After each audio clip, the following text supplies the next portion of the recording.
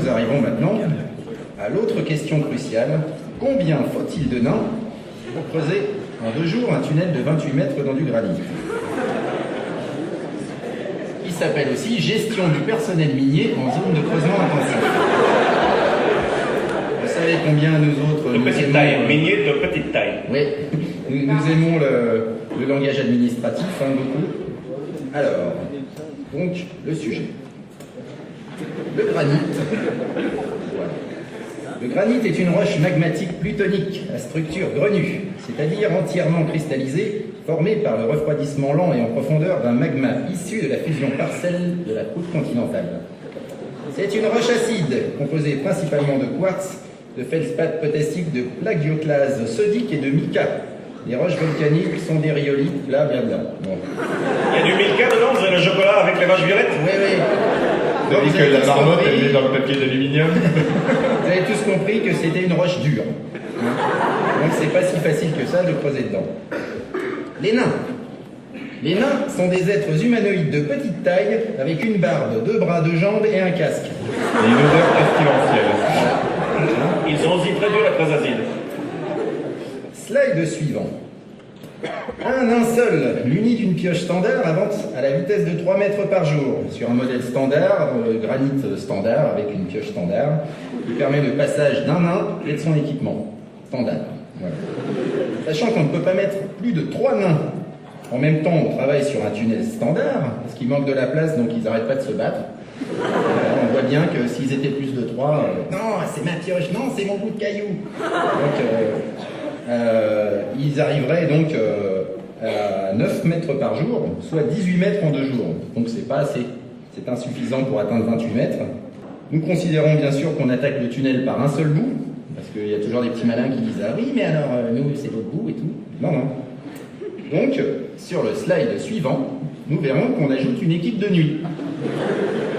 Nous voilà déjà à 6 nains. Bon, là, c'est bon, on atteindra la distance. Alors, pour le slide suivant, s'il vous plaît, voilà.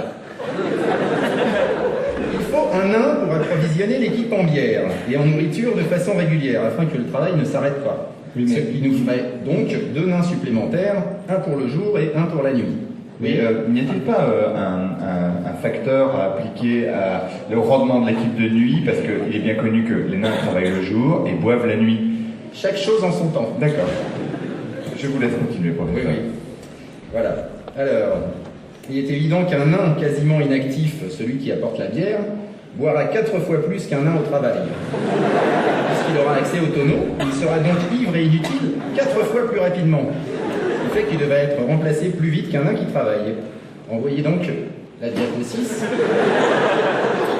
En conséquence de quoi, un nain pour la journée ne suffit pas, considérant qu'il faut 4 nains par jour et 4 nains par nuit pour assurer le ravitaillement. Donc un par période de 3 heures en gros. Voilà, donc nous avons maintenant 14 nains.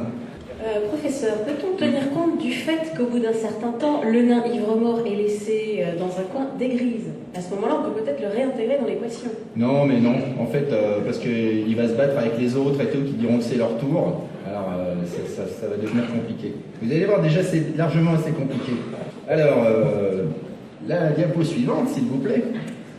Les nains de nuit auront besoin d'un cordon de sécurité pour les empêcher de rejoindre la plus proche taverne au lieu de travailler. Parce que la nuit, le nain, il est attiré par la taverne comme ça. Même si on lui apporte de la bière, il va dire « Ouais, mais moi, non, en fait, je vais à la taverne. » Donc, on lui met un cordon de sécurité, donc 3 vigiles pour garder les nains de nuit. Mais qui garde les vigiles à ce moment-là? Parce que les vigiles sont des nains, ils sont attirés dans la taverne. Justement, très bonne question. Donc, nous avons besoin d'un manager de sécurité afin d'empêcher l'équipe des vigiles de rejoindre la plus proche taverne. C'est bien foutu quand même. Ah ouais, à cette étape-là, nous avons donc déjà 18 nains. Je pense que c'est une femelle naine qui, elle, ne boive pas et qui se bat avec une boîte à vrire. Non. Autre question. Alors, nous devons considérer l'usure des pioches. Une pioche standard, en contact avec le granit standard, doit être régulièrement affûtée et réparée. Nous avons donc ici un tourneur de manche, en bas, et un forgeron nain, donc un pour chaque équipe, donc le jour et la nuit, ce qui nous fait 4 nains supplémentaires. Et slide suivant, s'il vous plaît. Alors, un autre facteur entre en jeu, les nains refusent de boire de la bière dans des shops sales.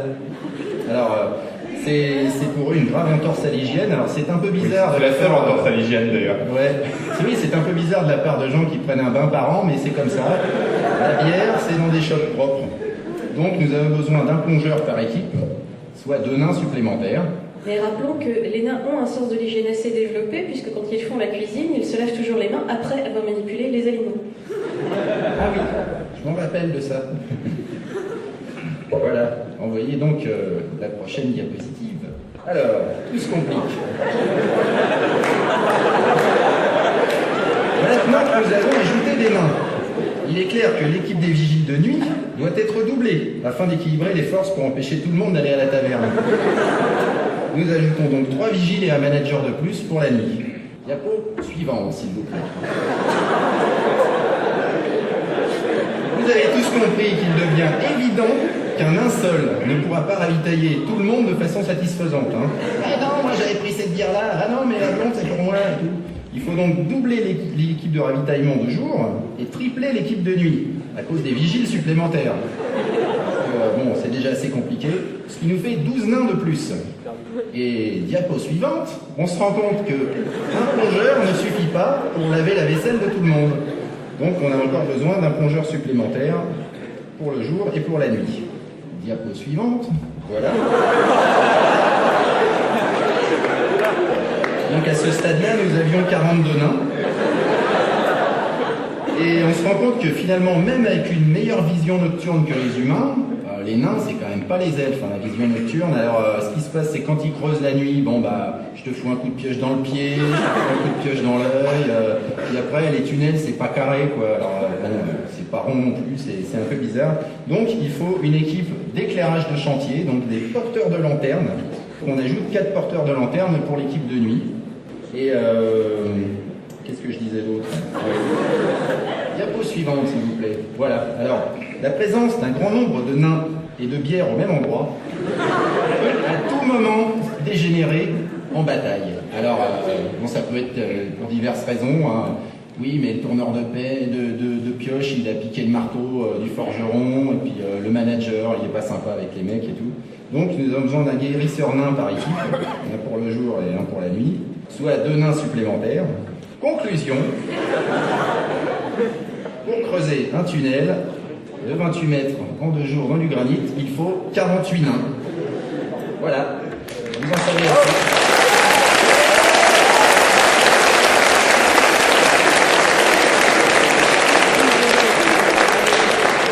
Et vous comprenez pourquoi chez les nains, on sait très vite compter, parce que tout est très vite très compliqué.